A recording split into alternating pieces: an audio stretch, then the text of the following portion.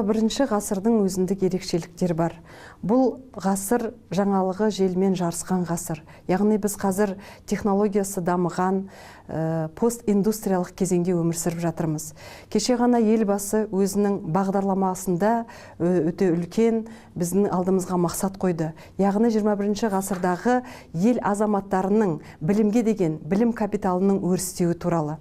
Білімнің салтанат құру деген бөлімінде тәуелсіздік жылдары білім саласында жасалынған барлық егістер айтыла келіп, ал біздің алдымыздағы тұрған жаңа міндеттер, жаңа ұсынымдар қандай болуға тиісті.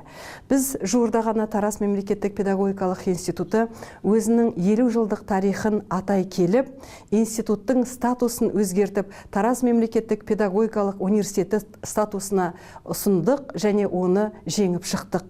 Біздің алдымызда тұрған өте елеулі мақсаттар бар. Осы өңірдегі ғылымға, білімге деген ізденісті талпындыра отырып, алға қойған мақсатымыз жан-жақты, білікті, бірнеше тілді меңгерген ұстаз, педагог, менеджерді дайындау. Олай болатын болса, елбасының атап өткеніндей білім салтанатының өзгеру үшін, салтанат құру үшін қазіргі уақытта барлық алғы шарттар жасалынған. Сол алғы шарттардың алдындағы тұрған ең басты миссиямыз жан-жақты дамыған кемел ұстаз дайындау мақсаты.